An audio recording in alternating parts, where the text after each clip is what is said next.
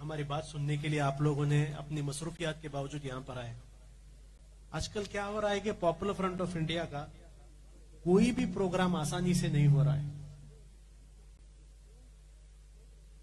सारे मुश्किलात को फेस करके आने के बाद बारिश का मुश्किलात भी फेस करना पड़ रहा है, लेकिन उस मुश्किलात के बावजूद भी अल्हम्दुलिल्लाह प्रोग्राम हो रहा है। इसी तरीके से जिस तरीके से बारिश के बाद भी प्रोग्राम हुआ, पूरे इंडिया में जो जो हमारे खिलाफ प्रॉब्लम्स हो रहा है उसके बाद भी इंशाल्लाह पॉपुलर फ्रंट हमेशा आगे ही रहेगा। पहले हम लोग हर गली मोहल्ले जाकर इसी तरीके से प्रोग्राम कर कर कहते थे कि पॉपुलर फ्रंट क्या है, पॉपुलर फ्रंट की तारीख बताते थे, हिस्ट्री बताते थे, पॉपुलर फ्रंट की एक्टिविटीज बताते थे। आज हम लोग कहीं पर भी जाकर पॉपुलर फ्रंट क्या है हम नहीं बताते, क्योंकि 24 घंटे पॉपुलर फ्रंट क्या है वो बताने की जिम्मेदारी चंद मीडिया वाले, चंद आरएसएस वाले, चंद बीजेपी वाले, चंद पुलिस वाले ले लिए हैं। अभी वो काम हम लोग नहीं करते, क्योंकि पॉपुलर फ्रंट ऑफ इंडिया के नाम से बहुत सारे लोगों का घर चल रहा है। बहुत सारे मीडिया एंकर्स, उनका घर सिर्फ और सिर्फ पॉपुलर फ्रंट के बरकत से चल रहा है। मुझे भी बहुत सारे न्यूज रिपोर्टर्स मिलते हैं, वो लोग कहते हैं कि अगर आप नहीं होगा तो हमारा क्या होगा। इस समय बताया पॉपुलर फ्रंट बहुत गरीबों की मदद करता है, बहुत लोगों का घर हम लोग चलाते हैं, कुर्बानी में बहुत सारे लोगों के घर में गोश्त हम लोग पहुंचाते हैं, ईद के वक्त बहुत सारे घरों में फूड किट देते हैं। उसी तरीके से ये बहुत सारे न्यूज चैनलों का घर भी हम लोग चला रहे हैं, क्योंकि हमारा पार्ट ऑफ द प्रोजेक्ट है। पॉपुलर फ्रंट का नारा है हर मजलूम हमारा है। वो मजलूम चाहे एक झोपड़पट्टी में रहने वाला हो या वो मजलूम चाहे किसी न्यूज चैनल में काम करने वाला हो, हर मजलूम हमारा। उस हर मजलूम का घर चलाने की जिम्मेदारी हम लोग लेकर है। हर दिन अगर आप देखेंगे कुछ ना कुछ पॉपुलर फ्रंट के बारे में आ रहा है, हर दिन। अभी 1-2 हफ्ते में अगर आप देखेंगे एक नया ट्रेंड पूरे इंडिया के अंदर चल रहा है। मैं आपके सामने चंद बातें रख रहा हूं, क्यों वो ट्रेंड हो रहा है और असलियत क्या है। तेलंगाना में अगर आप देखेंगे, तेलंगाना में निजामाबाद एक डिस्ट्रिक्ट है, वहां पर अब्दुल कादर नाम का एक कराटे मास्टर 30 साल से कराटे सिखा रहा है। 30 साल से, 1-2 साल नहीं, 30 साल से कराटे सिखाने वाला अब्दुल कादर के घर में निजामाबाद की पुलिस जाती है, जाकर रेड करती है। रेड कर कर कुछ भी नहीं मिलता वहां पर। फाइनली 2 नानचाकू मिलते हैं, 10 या 15 छोटे छोटे स्टिक्स मिलते हैं। उस नानचाकू को लेकर, उस स्टिक्स को लेकर तेलंगाना पुलिस आकर प्रेस कॉन्फ्रेंस करती है, बड़ा टेररिस्ट कैंप चल रहा था करके। वो टेररिस्ट कैंप में मिला क्या? 2 नानचाकू और 15 स्टिक। देखिए ये स्टोरी है, लेकिन प्रॉब्लम क्या रहता है, इंडिया में किसी भी कराटे मास्टर के घर में या एकेडमी में आप रेड करो, किसी भी, उसके घर में आपको ये चीजें 1-2 नहीं 10-15 मिलेंगी। यहां पर भी आप जाओ, आपके आंबूर में भी जाओ, किसी भी कराटे मास्टर के एकेडमी में जाओ या पार्क्स में जाओ, सुबह को जो यहां पर कुंफू कराटे सिखाते हैं, किसी के पास भी जाओ, आपको ये नानचाकू, ये स्टिक्स मिलेंगे। लेकिन सेम चीज को लेकर एक टेरर एंगल बताया जा रहा है। एक बहुत बड़ा टेरर कैंप चल रहा था और वो टेरर कैंप हमने क्या कर दिया, बस्ट कर दिया। लेकिन पुलिस ये भी मानती है कि जब हम लोग वहां गए थे तब वहां पर कुछ ट्रेनिंग नहीं चल रहा था। जब हम गए थे वहां ट्रेनिंग नहीं मिल रहा था, लेकिन हमें क्या मिले, बहुत सारे किताबें मिले हमें, बहुत, और सबसे खतरनाक एक चीज मिला जिससे हमें पता चलता है कि वहां टेरर कैंप चल रहा है। वो खतरनाक चीज क्या है? पॉपुलर फ्रंट के 50 झंडे मिले। पॉपुलर फ्रंट के 50 झंडे मिले, इससे बड़ा सबूत क्या है टेरर काम चलने का।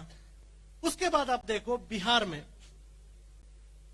में भी पटना पुलिस जाती है एक ऑफिस में, जो पॉपुलर फ्रंट का ऑफिस भी नहीं है। उस ऑफिस में जाकर रेड करती है, कुछ भी नहीं मिलता वहां पर। ऑफिस में कोई था भी नहीं, ऑफिस बंद होता है। उस ऑफिस के ओनर को अरेस्ट पुलिस स्टेशन लिया जाता है। जिस आदमी के नाम पर वो ऑफिस है उसे स्टेशन को लेके जाया जाता है, उनका इंक्वायरी करके छोड़ दिया जाता है। छोड़ने के बाद एसपी आकर एक प्रेस कॉन्फ्रेंस करता है और उस प्रेस कॉन्फ्रेंस में कहता है कि हमने फला हमें इंफॉर्मेशन मिला था कि बड़ा कुछ एक टेरर का ट्रेनिंग चल रहा था। वो टेरर के ट्रेनिंग में हम वहां गए, हमें कुछ मिला नहीं। हमें 4-5 किताबें मिली, चंद बुक मिले। वो बुक में लिखा गया है कि 2040 में इंडिया को इस्लामी हुकूमत बनाने का एक प्लान है।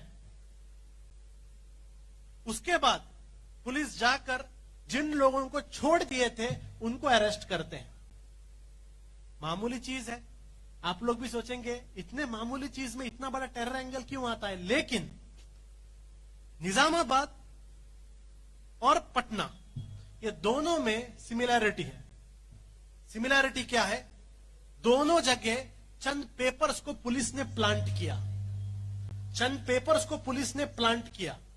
उसके बाद जो अरेस्ट हुए वो पॉपुलर फ्रंट के मेंबर्स नहीं थे। जिन लोगों को शुरू में अरेस्ट किया गया वो पॉपुलर फ्रंट के मेंबर्स नहीं थे, लेकिन उस एफआईआर में पॉपुलर फ्रंट के सारे अलग अलग डिस्ट्रिक्ट के लीडर्स, जो लोग उस डिस्ट्रिक्ट में आए भी नहीं थे, उनका नाम भी एफआईआर में डाला जाता है और उन्हें अरेस्ट करने की कोशिश की जाती है। अब एक चीज निजामाबाद में हो रहा है, सेम टू सेम चीज पटना में हो रहा है। हो सकता है सेम टू सेम चीज कल तमिलनाडु में हो, कल महाराष्ट्र में हो, हर जगह हो। इसका मतलब क्या है? इसका मतलब ये निजामाबाद की पुलिस ने नहीं किया या वहां पर पटना की पुलिस ने नहीं किया। ये किसी एक टेबल में प्लान होकर पूरे इंडिया के पुलिस को, पूरे इंडिया के एजेंसीज को ये ऑर्डर दिया जा रहा है कि आप इस तरीके से पॉपुलर फ्रंट को फ्रेम करो। ये आप लोगों को समझना चाहिए, ये आप लोगों को समझना है। ये direct ministry of home affairs MHA से आता है, डायरेक्ट सेंट्रल गवर्नमेंट से आ रहा है। स्टेट में कोई भी गवर्नमेंट हो, वहां पर TRS की गवर्नमेंट है, वहां पर JDU की गवर्नमेंट है, कोई भी गवर्नमेंट हो, लेकिन उस गवर्नमेंट के पुलिस के ऊपर सेंट्रल गवर्नमेंट का एक प्रेशर होता है कि हम जिस तरीके से बोल रहे हैं उस तरीके से करो। ये IPS ऑफिसर्स को भी सेंट्रल गवर्नमेंट की बात माननी पड़ती है, क्योंकि IPS ऑफिसर्स को अगर जिंदगी में प्रमोट होना है, आगे जाना है, सेंट्रल गवर्नमेंट की उन्हें जरूरत है। सेंट्रल गवर्नमेंट के खिलाफ वो जा नहीं सकते, होम मिनिस्ट्री के खिलाफ IPS ऑफिसर्स भी जा नहीं सकते। इन IPS ऑफिसर्स पर सेंट्रल गवर्नमेंट का प्रेशर होता है कि केस क्रिएट करो। उदयपुर में 2 लोगों ने मिलकर एक आदमी का कत्ल किया। उसके बाद पूरे मुसलमानों का नाम खराब कर दिया गया। फिर न्यूज में आता है कि जो 2 लोग इस कत्ल में शामिल थे वो बीजेपी के पोलिंग एजेंट थे। क्या थे? पोलिंग एजेंट थे। वो लोग बीजेपी के लीडर्स के साथ उठते बैठते रहते थे, लेकिन कंप्लीट इस चीज को, इस एंगल को डिनाई किया गया। अमरावती महाराष्ट्र में जिस शख्स पर इल्जामात है कि जिसने मर्डर किया है, उसका फेसबुक जब चेक किया जाता है, फेसबुक में पता चलता है कि वहां का एक प्रो बीजेपी, यानी जिसने अभी इंडिपेंडेंट है लेकिन इस बार बीजेपी के साथ जो था, उस आदमी की इलेक्शन कैंपेन में उसने काम किया। जम्मू में टेररिज्म के नाम पर 2 लोगों को अरेस्ट किया जाता है। कहते हैं कि ये लश्कर-ए-तोयबा के लोग हैं। उस लश्कर-ए-तोयबा के लोग का जब बैकग्राउंड इंक्वायरी होता है, पता चलता है वो कि बीजेपी का IT सेल का इंचार्ज है। जब पूरी तरीके से RSS बीजेपी का लिंक उदयपुर में क्लियर है, अमरावती में क्लियर है, जम्मू में क्लियर है, और 2 दिन पहले यूपी में लुलु मॉल, एक बहुत बड़ा मॉल ओपन हुआ था, उस मॉल के अंदर चंद लोग जाके नमाज पढ़ते हैं। वो नमाज 18 सेकंड में कंप्लीट हो जाती है। कितने सेकंड्स में? 18 सेकंड में। हमारे मुसलमानों में चंद ऐसे लोग रहेंगे जो जिंदगी में कभी मस्जिद को नहीं गए, उसे भी जाकर पूछे भाई जिंदगी में तू एक बार नमाज पढ़ना कितना टाइम लगते हैं? 5 मिनट होना करके बोलेंगे उन्हें। और ऐसे लोग जो लुलु मॉल में जाकर 18 सेकंड में नमाज कंप्लीट करते हैं, वीडियो लेते हैं और चले जाते हैं, पूरी तरह इल्जामात मुसलमान ये कर रहे हैं, वो कर रहे हैं। लेकिन आज पता चला है ये भी इनका ही कॉन्स्पिरेसी है, लेकिन कोई भी उस लिंक को चेक नहीं करता। मैं ये बातें आपके सामने इसलिए बोल रहा हूं क्योंकि पूरे इंडिया में मुसलमानों के अंदर भी एक मिजाज बन गया है। वो मिजाज क्या है? कहीं पर भी इंडिया में कहीं पर भी कुछ हो, पुलिस आकर कहती है, गवर्नमेंट आके कहती है, मुसलमानों ने कहा, हमारे चंद बड़े बड़े बेवकूफ लोग, कुछ पता नहीं इंडिया में क्या चल रहा है, कुछ पता नहीं इंडिया में क्या चल रहा है, लेकिन जजमेंट पास कर देते हैं। हमारे लोग बराबर नहीं, हमारे जो लोग पूरा प्रॉब्लम क्रिएट करते हैं, हमारे लोगों को घर में आराम से बैठने नहीं होता क्या? वैसे बेवकूफों को यह समझना चाहिए कि इंडिया में जो भी हो रहा है, आप ऐसा मत समझिए कि मुसलमान कर रहे हैं, इसके पीछे आरएसएस का साजिश है। आरएसएस का एक विंग है, जिस विंग का नाम मुस्लिम राष्ट्रीय मंच है। मुस्लिम राष्ट्रीय मंच उसका नाम है। क्यों बनाया गया मुस्लिम राष्ट्रीय मंच? आपको पता है मुस्लिम राष्ट्रीय मंच के पीछे कौन है? आरएसएस ने किसको जिम्मेदारी दी है मुस्लिम राष्ट्रीय मंच बनाने के लिए? इंद्रेश कुमार को। इंद्रेश कुमार कौन है? अजमेर दरगाह में एटीएस और एनआईए के चार्जशीट में जिसका नाम था वो इंद्रेश कुमार। आरएसएस का national executive committee member Indresh Kumar, Ajmer दरगाह में उसका इशू में उसका नाम था। मक्का मस्जिद ब्लास्ट में सीबीआई ने जिसका इंक्वायरी किया, वो इंद्रेश कुमार जो एक डूबियस कैरेक्टर था, जिसका एनआईए ने इंक्वायरी किया, जिसका एटीएस ने इंक्वायरी किया, वो इंद्रेश कुमार आकर मुसलमानों के अंदर मुस्लिम राष्ट्रीय मंच नाम का एक संगठन बनाता है। और पता चलता है यहां वहां जो जो ये इंसिडेंट्स हो रहे हैं, उन इंसिडेंट्स का मुस्लिम राष्ट्रीय मंच के साथ लिंक है। लेकिन हमारे बहुत सारे पढ़े लिखे बेवकूफ ये कहते हैं हमारे च लोग ये करते हैं। मैं इसलिए बता रहा हूं क्योंकि जब इस तरीके का एक वर्जन आपके सामने पुलिस लाती है, मीडिया लाती है, पॉपुलर फ्रंट के बारे में जब ऐसी बातें आते हैं, चंद लोग कहते भी हैं, क्यों पॉपुलर फ्रंट खामोश नहीं बैठ सकती क्या? खामोश नहीं बैठ सकती क्या? मैं उनसे कहना चाहता हूं, जिस दिन पॉपुलर फ्रंट खामोश बैठी ना, बहुत सारे मुसलमानों की आवाज चली जाएगी। जिस दिन पॉपुलर फ्रंट खामोश हो गई, किसी मुसलमान का घर भी जल गया, कोई बात करने वाला नहीं रहेगा। डंके के चोट पे कहते हैं, आज भी हिम्मत से बात करने वाली इंडिया में कोई तंजीम बची है, सिर्फ और सिर्फ पॉपुलर फ्रंट बची है। और याद रखिए, हमें भी घर है, हमें भी बीवी है, हमें भी मां बाप हैं, हमें भी बच्चे हैं, हमें भी जॉब है, हमें भी बिजनेस है, हमें भी घर है, हमने भी बड़े बड़े ख्वाहिशात हैं। ये सारे ख्वाहिशात की कुर्बानी देखकर आंखों में आंखें डालकर सच बात बोल रहे हैं। कोई बेवकूफ नहीं है हम लोग। आज सच बात बोलना बहुत हिम्मत है।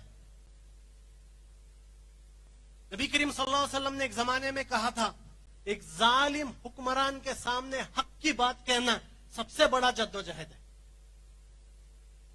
चंद लोग सोचते थे क्या भाई हक की बात बोलना कौन सा बड़ा जद्दोजहद करके। आज देखो इंडिया के अंदर सबका मुंह बंद है, सबका मुंह बंद है, बड़े बड़े ऑपोजिशन का मुंह बंद है। ऐसे टाइम पर गली से लेकर हर बड़े बड़े शहर तक अगर इस बीजेपी, इस आरएसएस के जुल्म के खिलाफ बात करने वाली कोई तंजीम है, वो सिर्फ पॉपुलर फ्रंट ऑफ इंडिया है। बहुत हिम्मत चाहिए ये बातें बोलने के लिए। ये बातें बोलने की वजह से हमारे मेंबर्स जेल में हैं। वो मेंबर्स को भी घर है, उनको भी फैमिली है, उनको भी बच्चे हैं, उनको भी सपने हैं। बेकार रास्ते में चलने वाले नहीं हैं, सब है उनका। जेलों में डाला गया है। अंशद बी फिरोज नाम के हमारे 2 मेंबर 2 साल से यूपी के जेल में। और बेकार कौन से केस बना के हमारे मेंबरों को जेलों में डाला गया। क्या समझे बेकार लोग? क्या कुछ काम धंधा नहीं? क्या बेकार लोग यहां फिरते रहते, कुछ काम नहीं, चलो भाई जानते जेल में? नहीं। उनके सामने भी, हमारे जो मेंबर जेलों के अंदर है ना, उनके सामने भी 2 ऑप्शन था। एक ऑप्शन क्या मालूम? मैं, मेरी बीवी, मेरे बच्चे, मेरा बिजनेस, मेरा घर करके आराम से बैठना, उनके सामने भी ऑप्शन था। दूसरा ऑप्शन यह था कल जाके अल्लाह और अल्लाह के रसूल को चेहरा दिखाना।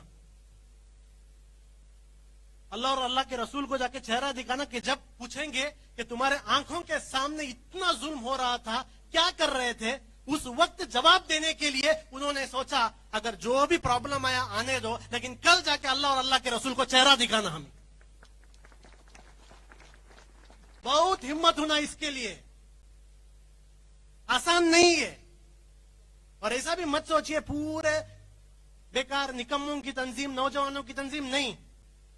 Doctors, engineers, businessman, teachers, scholars, ये सबकी तंजीम ही है। क्या तो सोच के रहेंगे थोड़े लोग, ये क्या तो नौजवानों की तंजीम करके। हाँ, नौजवानों की तंजीम, क्योंकि पॉपुलर फ्रंट के अंदर अगर एक 60 साल का बूढ़ा भी आया, नौजवान के जैसा काम करते हैं।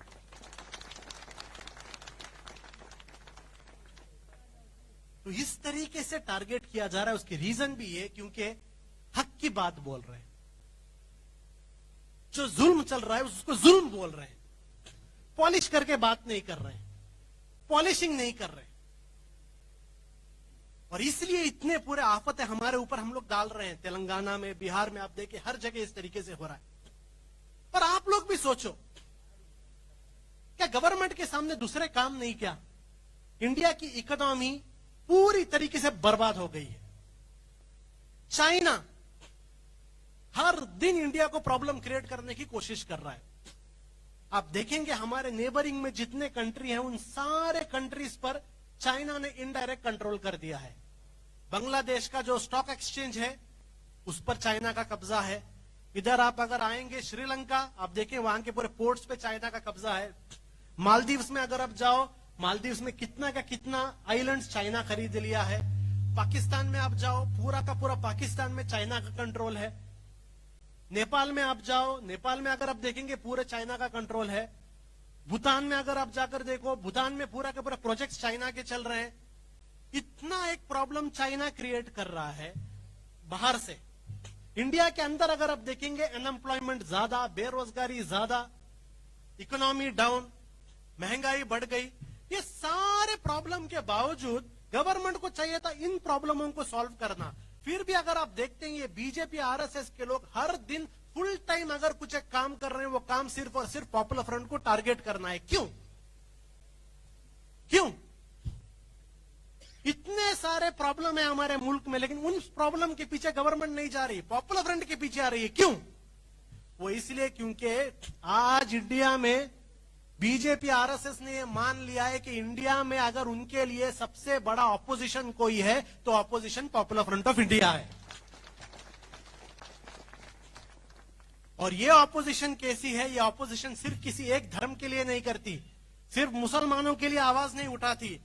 अगर एक किसान का भी हक छीना जाए, सबसे पहले पॉपुलर फ्रंट रहती है उसके आवाज के लिए।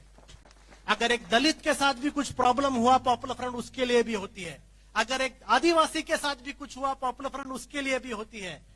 और इसलिए आज इंडिया का सबसे बड़ा ऑपोजिशन, मैं लिख बताता हूं, सबसे बड़ा ऑपोजिशन, हमारे पास एमपी नहीं, हमारे पास एमएलए नहीं, हम पॉलिटिकल पार्टी भी नहीं, कुछ भी नहीं, फिर भी आज इंडिया में सबसे बड़ा ऑपोजिशन जो है पॉपुलर फ्रंट ऑफ इंडिया है। और इसके लिए 24/7 आप देखेंगे, 24/7 बीजेपी और आरएसएस पॉपुलर फ्रंट को टारगेट करने के लिए काम कर रहे हैं।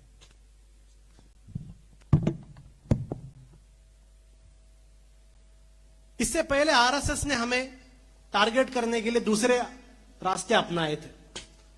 आप ऐसा मत समझिए कि यह तंजीम सिर्फ बड़े बड़े प्रोग्राम करती है। हमारे बहुत सारे मेंबरों को आरएसएस के गुंडों ने कत्ल भी किया है। हाल ही में शान नाम के हमारे एक भाई का केरला में उसको शहीद किया गया। पालक्काड में हमारे एक भाई को शहीद किया गया। कर्नाटक में किया गया। ऐसा नहीं है कि ये तंजीम जो है सिर्फ ऐसे प्रोग्राम करके ताली मार के नारेबाजी करने वाली नहीं, खून भी गया है हमारा। लेकिन आरएसएस ने सोचा था कि इनके मेंबरों को टारगेट करके ये पूरी की पूरी तंजीम को क्या होगा, दबा देंगे, ये डर कर अपने अपने घरों के अंदर छुप जाएंगे। लेकिन पॉपुलर फ्रंट का डीएनए ऐसा है, जब जब हमारा एक एक भाई शहीद हुआ है, पॉपुलर फ्रंट का हर एक मेंबर 100 टाइम ज्यादा एक्टिव हुआ है। और आरएसएस बीजेपी ने इस बात को समझ लिया है कि इनको इस तरीके से टारगेट करके कुछ नहीं होता, और आरएसएस ने हार मान ली है। उसके बाद अभी आरएसएस ने कॉन्ट्रैक्ट एनआईए को दिया है, कॉन्ट्रैक्ट ईडी को दिया है, कॉन्ट्रैक्ट इनकम टैक्स को दिया है, कॉन्ट्रैक्ट अलग अलग अलग स्टेट्स में पुलिस को दिया है, एटीएस को दिया है कि भाई हमसे पॉपुलर फ्रंट रुक नहीं सकती। हम बहुत कोशिश की इनको रोकने के लिए, हमारे से इनको रोका नहीं जा सकता, अभी आप लोग रोको। और इसलिए आप देख रहे हैं ये पूरा एक कैंपेन हमारे अगेंस्ट चलाया जा रहा है। लेकिन मैं सच बताता हूं, हमें उतना फिक्र नहीं है, हमें उतना फिक्र नहीं है। लोग पूछ रहे हैं आपके खिलाफ इतना कुछ चल रहा है, फिर भी आप ऐसे प्रोग्राम करते बैठे हैं। भाई आप थोड़े दूसरे काम करो, अपने आप को बचाओ। इतना चल रहा है आपके खिलाफ, और अभी यहां पर आप आकर एक मोहल्ले में प्रोग्राम कर रहे हैं। देखिए, हमें नबी करीम सल्लल्लाहु अलैहि वसल्लम की वो हदीस याद है जिसमें आप सल्लल्लाहु अलैहि वसल्लम ने फरमाया, अगर तुम्हारे सामने कयामत आ रहा है, तुम्हारे आंखों के सामने कयामत आ रहा है और तुम्हारे हाथ में एक पौधा है, तो कयामत की फिक्र मत करो, उस पौधे को बो। तो हमारे सामने क्या प्रॉब्लम आया तो हम उस प्रॉब्लम की फिक्र नहीं करते, हमारा जो एजेंडा है हम उस एजेंडा को आगे लेके ही जाएंगे। इतने इल्जामात आए, पॉपुलर फ्रंट होना ही क्राइम है। अभी हाल ही में 1-2 साल पहले मुझे अजमेर में बुलाया गया था। अजमेर के दरगाह के चंद खादिमों ने इनवाइट किया था कि आप आओ। मैं गया था, मैं और मेरे साथ चंद साथी गए थे अजमेर दरगाह को। जब हम लोग अजमेर दरगाह को गए, वहां के लोगों ने हमें फेलिसिटेट किया, हमें इज्जत दी, इज्जत देके हमें जियारत कराए और पूरे मीडिया के सामने हमारी तारीफ की, पॉपुलर फ्रंट की तारीफ की। और अभी आप देखते हैं जिन अजमेर के लीडरों ने पॉपुलर फ्रंट की थोड़ी तारीफ की, उनको किस तरीके से टारगेट किया जा रहा है। हर दिन न्यूज चैनल में उन्हें टारगेट किया जा रहा है। क्यों? कोई पॉपुलर फ्रंट के करीब भी नहीं आना, कोई उनके करीब भी नहीं आना। यानी पॉपुलर फ्रंट होना ही क्राइम है। अगर पॉपुलर फ्रंट एक जगह ऑफिस चाहती है, उस ऑफिस ओनर के पास जाकर कहा जाता है भाई ऑफिस खाली करो, पॉपुलर फ्रंट को खाली कराओ। एक यहां शादी महल में जाकर हम लोग पूछते हैं शादी महल दो प्रोग्राम के लिए, शादी महल के ओनर को फोन आ जाता है पॉपुलर फ्रंट को प्रोग्राम मत दो। और वही लोग, वही बिल्डिंग ओनर, वही शादी महल ओनर हर दिन सुबह में यूट्यूब देखकर और व्हाट्सएप देखकर कौम का बड़ा फिक्र करते हैं, भाई हमारे कौम के साथ हो रहा है। उनके अंदर इतनी बराबर भी हिम्मत नहीं है पॉपुलर फ्रंट को अपना हॉल देने के लिए। उनसे मैं कहता हूं ये फिक्र बंद करो, ये ड्रामा बंद करो, ये ड्रामा बंद करो। अगर आपको हक की बात करने वाली तंजीम के साथ रुकने की हिम्मत नहीं तो कौम की फिक्र करने की भी जरूरत नहीं, हम कर लेंगे, आप बिजनेस करो, जाओ। बड़े आए कौम की फिक्र करने वाले, इतनी बराबर की हिम्मत नहीं आपके अंदर, इतना हिम्मत नहीं आपके अंदर। पॉपुलर फ्रंट के प्रोग्राम करने के लिए आप लोग, हिम्मत नहीं आपके अंदर। पॉपुलर फ्रंट का ऑफिस आपके वहां पर ओपन होता है, हिम्मत नहीं आपके अंदर। आप कौम की फिक्र करेंगे? अभी इंडिया में मुझे किसी ने कहा आपके शहर में भी चंद बड़े बड़े रईस लोग मलेशिया, तुर्की, यूरोप का वीजा बना रहे हैं, वीजा नहीं सिटीजनशिप ले रहे हैं, सिटीजनशिप ले रहे हैं।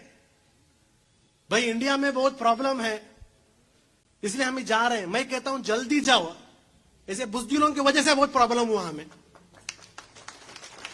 जल्दी जाओ, यहां रह के भी कुछ फायदा नहीं, जल्दी जाओ। ऐसे बुजदिल लोग कौम की फिक्र करेंगे? फिक्र मत करो कौम की। कौम की फिक्र करना तो बात करना, वरना फिक्र करके क्या फायदा। हिम्मत जरूरी है। दूसरी चीज, ये लोग सोच रहे हैं कि नहीं सिर्फ पॉपुलर फ्रंट टारगेट होगा। सिर्फ पॉपुलर फ्रंट टारगेट नहीं होगा भाई। हामिद अंसारी इंडिया का वाइस प्रेसिडेंट, इंडिया का वाइस प्रेसिडेंट, 2 टर्म में वाइस प्रेसिडेंट, उससे पहले एम्बेसडर, इंडिया का एक टॉप ब्यूरोक्रेट। मुझे लगता है हाल ही दिनों में हमारे एक्स प्रेसिडेंट अब्दुल कलाम साहब के बाद अगर सबसे बड़ी कोई एक शख्सियत इंडिया के अंदर गुजरी है तो हामिद अंसारी साहब है। इतनी बड़ी शख्सियत, वो कभी भी इस तरीके से बात नहीं करे। पॉपुलर फ्रंट के मेंबर नहीं, लिख के दे दो, पॉपुलर फ्रंट के भी मेंबर नहीं उनको छोड़े क्या? कल सारे बीजेपी के स्पोक्स पर्सन आकर कह रहे थे कि इंडिया की जासूसी कर रहे थे, आईएसआई के साथ काम कर रहे थे। जब उनको नहीं छोड़े, कलीम सिद्दीकी साहब एक बहुत बड़े आलिम, दीन की दावत और तबलीग का काम करते थे, पॉपुलर फ्रंट के मेंबर नहीं उनको छोड़े क्या? 1.5 साल से जेल में है। जाकिर नाइक बहुत काम किए, पॉपुलर फ्रंट के मेंबर नहीं, जाकिर नाइक को छोड़े क्या? नहीं छोड़े। तबलीग जमात कभी भी पॉलिटिक्स के बारे में बात भी नहीं करते, कभी भी पॉलिटिक्स के बारे में बात भी नहीं करते। नहीं भाई, पॉलिटिक्स के बारे में बात करो तो बहुत हमारा काम नहीं हो। कोरोना के टाइम छोड़े क्या? अभी भी मरकज ओपन है क्या दिल्ली में, निजामुद्दीन में? छोड़े क्या? कोविड स्प्रेडर्स, ये क्या बेवकूफी लगा के बैठे हैं कि हम बात करेंगे तो हमें प्रॉब्लम आएगा। देखो याद रखो, चेन्नई में जाओ तुम्हें, चेन्नई में शायद मेट्रो का प्रोजेक्ट चल रहा है। जहां जहां मेट्रो का प्रोजेक्ट चल रहा है वहां लोगों का घर क्या हो रहा है? डिमोलिश हो रहा है। डिमोलिश क्यों हो रहा है? बहुत सारे लोगों का घर डिमोलिश हो रहा है, चंद लोगों का घर डिमोलिश नहीं हो रहा है। अब चंद लोगों का घर डिमोलिश नहीं हो रहा है, क्यों नहीं हो रहा है? वो इसलिए नहीं हो रहा है क्योंकि तुम्हारे घर के पास से अभी तक मेट्रो का प्लान आया नहीं। जिस दिन तुम्हारे घर के ऊपर से भी मेट्रो का प्लान आएगा, तुम्हारा भी घर डिमोलिश होगा। उसी तरीके से चंद लोग सोचते हैं हम खामोश रहे तो हमें प्रॉब्लम नहीं आएगा। उनसे मैं कहता हूं, आप खामोश रहने से प्रॉब्लम में बचने वाले नहीं। जिस दिन आप उनके प्लान के बीच में आ जाएंगे, आपको भी टारगेट किया जाएगा। तबलीग जमात के लोग कभी भी उनके खिलाफ बात नहीं किए, फिर तबलीग जमात को टारगेट क्यों किए? ये पूरा का पूरा कोविड मुसलमानों के सर पर डालना चाहते थे। वो प्लान में तबलीग जमात वाले सामने आ गए, उनको टारगेट किया गया। कलीम सिद्दीकी साहब और जाकिर नाइक साहब कभी भी आरएसएस बीजेपी के खिलाफ बात नहीं की है, लेकिन इंडिया में इस्लाम का दावा खत्म करना था, वो खत्म करने के एजेंडा में ये लोग सामने आए, उन्हें खत्म कर दिया गया। आप लोग सिर्फ याद रखो, मेट्रो का प्लान जो है आपके घर के ऊपर से गुजरना है बस। तो ये सोचना, यहां भी चंद बड़े बड़े बिजनेसमैन है। चंद आने के टाइम मुझे लोगों ने कहा कि मुझे सच में पता है तांबूर के बारे में, मुझे चंद लोगों ने कहा कि यहाँ ऐसे ऐसे बड़े बड़े बिजनेसमैन हैं, बहुत रईस लोग हैं, और वो लोग ये सोचे हमें कुछ प्रॉब्लम नहीं। भाई आपके मेट्रो के, आपके फैक्ट्री के ऊपर से मेट्रो का प्रोजेक्ट अभी तक आया नहीं, अभी तक आया नहीं। जिस दिन बीजेपी ये फैसला लेगा कि इंडिया में मुसलमान बिजनेसमैन को टारगेट करना है, आपका भी नंबर आएगा, आपका भी नंबर आएगा। आप खामोश रहो, छुप जाओ, तुर्की में जाओ, यूरोप में जाओ, कहां भी जाओ, आपका भी नंबर आएगा। केरला में बीजेपी के लोकल लीडर्स, केरला में बीजेपी के लोकल लीडर्स, आम लोग, लोकल लीडर्स आकर मुस्लिम बिजनेसमैन के पास चंदा पूछते हैं, चंदा चाहिए। अगर वो मुस्लिम बिजनेसमैन एक मॉल का ओनर या एक बड़े दुकान का ओनर कहता है, एक बहुत बड़ा कंपनी का ओनर कहता है नहीं मैं डोनेशन नहीं दूंगा, तो बीजेपी का ऑर्डिनरी डिस्ट्रिक्ट का एक आदमी उस आदमी से कहता है हमें पैसा दे दो वरना हम ईडी को भेजेंगे, हमें पैसा भेजो, हमें वरना हम ईडी को भेज देंगे। भाई मामूली बीजेपी का एक डिस्ट्रिक्ट का आदमी ईडी की धमकी दे रहा है, ईडी की धमकी दे रहा है। आप लोग क्या समझे? ईडी क्या आप ईमानदार यहां बेमाने देखकर ईडी आता है? नहीं, इंडिया में ईडी का 96% केसेस फेल हो गया है। ओनली 4% ईडी के केसेस जो है कन्विक्ट हुए, ओनली 4%। 96% क्या हो गए हैं? फेल हो गए हैं। इसका मतलब क्या है? 96% केसेस फेक है। जब चाहिए किसी को टारगेट किया जा सकता है। तो ये मत समझिए पॉपुलर फ्रंट में रहा तो मैं टारगेट हूंगा। मैं और लंबा लिस्ट बताता हूं। जुबेर आल्ट न्यूज का पॉपुलर फ्रंट का था क्या? पॉपुलर फ्रंट का था क्या?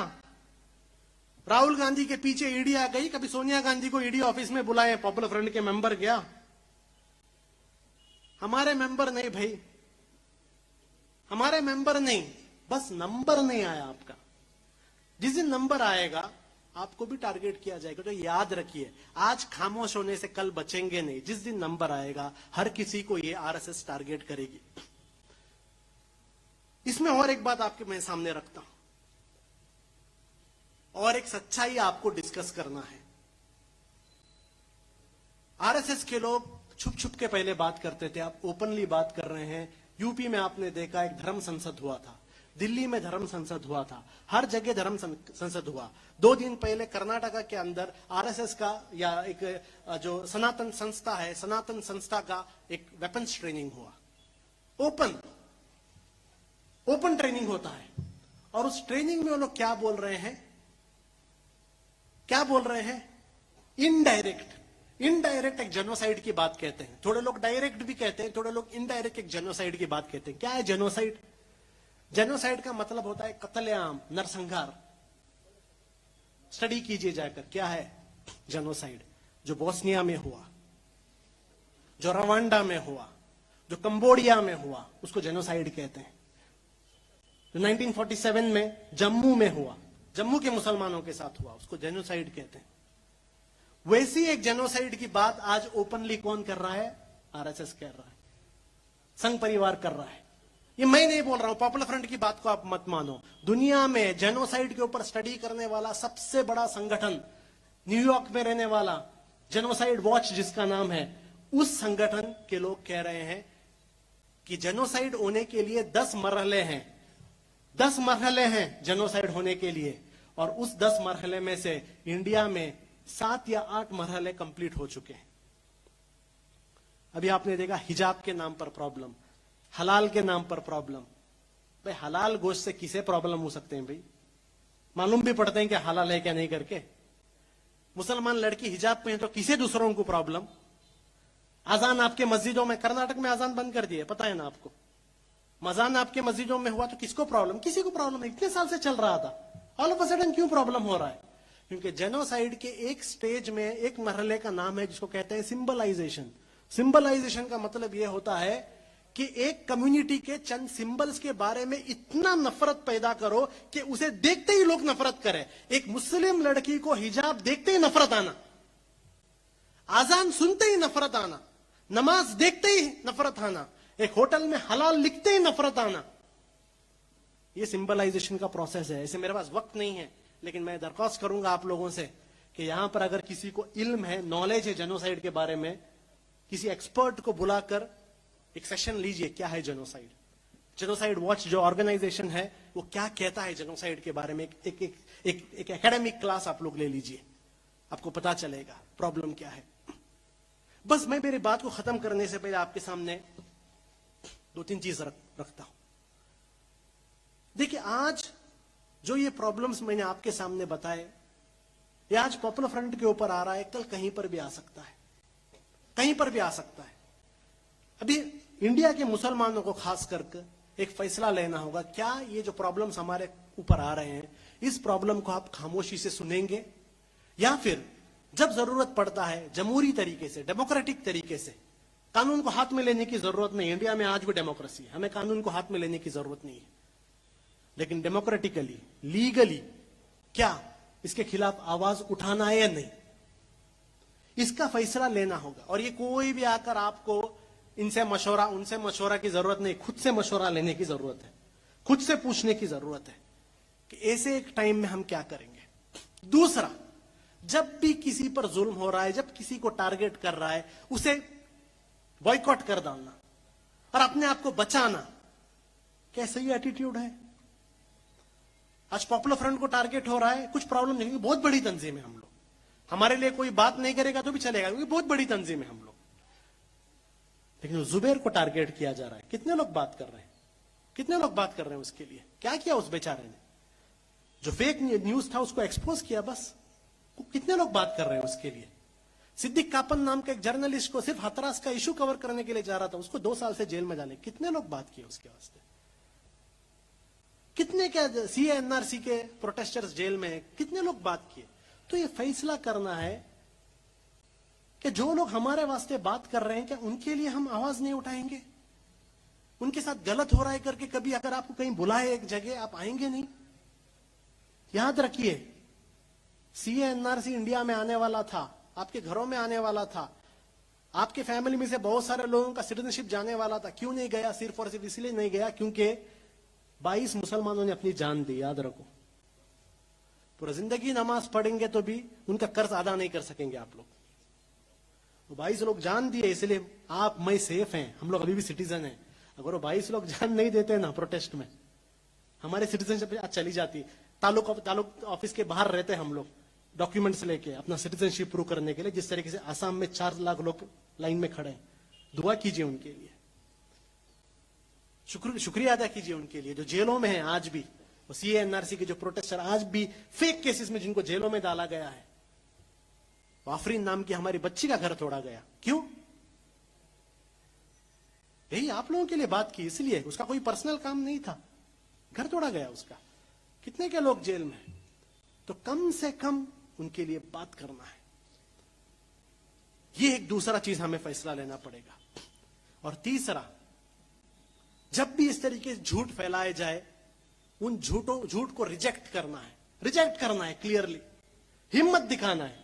आपको बोलेंगे पॉपुलर फ्रंट के प्रोग्राम में मत आना, जब आप जाते हैं इससे बड़ी हिम्मत नहीं। आज बिहार में वो लोग इतना बड़ा हमारे खिलाफ काम कर रहे हैं, निजामाबाद में इतना बड़ा हमारे खिलाफ काम कर रहे हैं, उसके बावजूद भी अल्हम्दुलिल्लाह आज आप यहां पर आए। आज आप लोगों ने आरएसएस को ही नहीं, नागपुर को ही नहीं, ये बड़े बड़े प्लान करने वाले लोगों को आज आपने बता दिया है कि आपकी हिम्मत क्या है।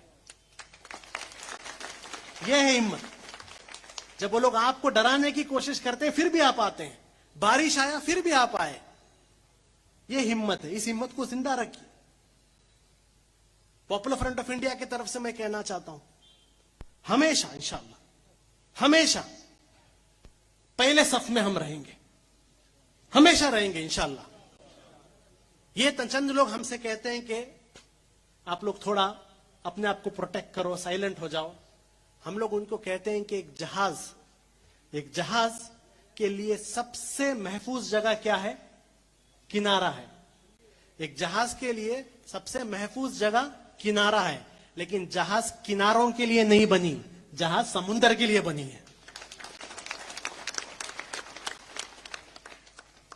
इतने बड़े जहाज को लेके आकर किनारे में बांध के रखेंगे तो जहाज की जरूरत क्या? जहाज को तो समुद्र में रहना।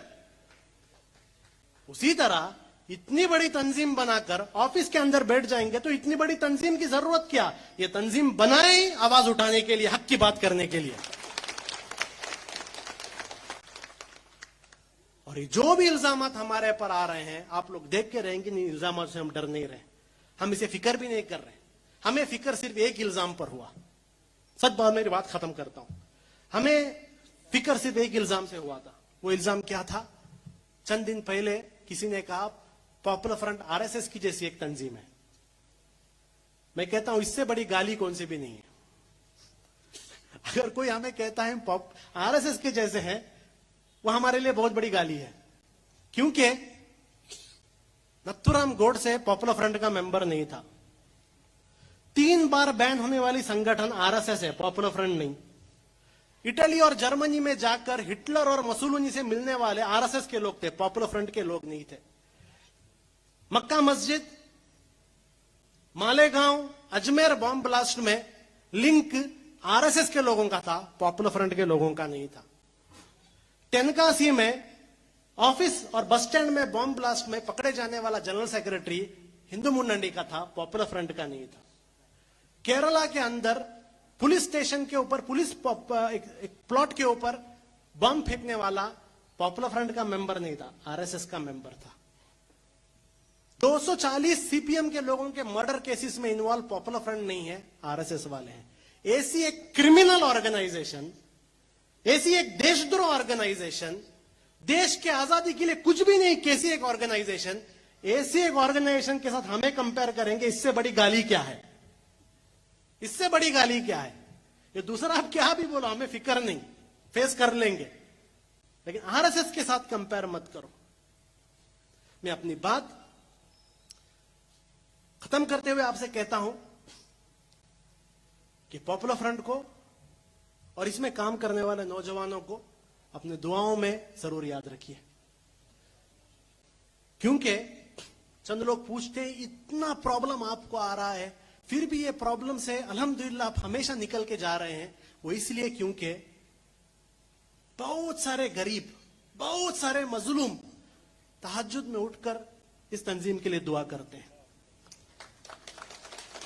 और याद रखिए, एक गरीब और मजलूम और अल्लाह के बीच में कुछ भी नहीं होता। एक मजलूम गरीब और अल्लाह के बीच में कुछ भी नहीं होता।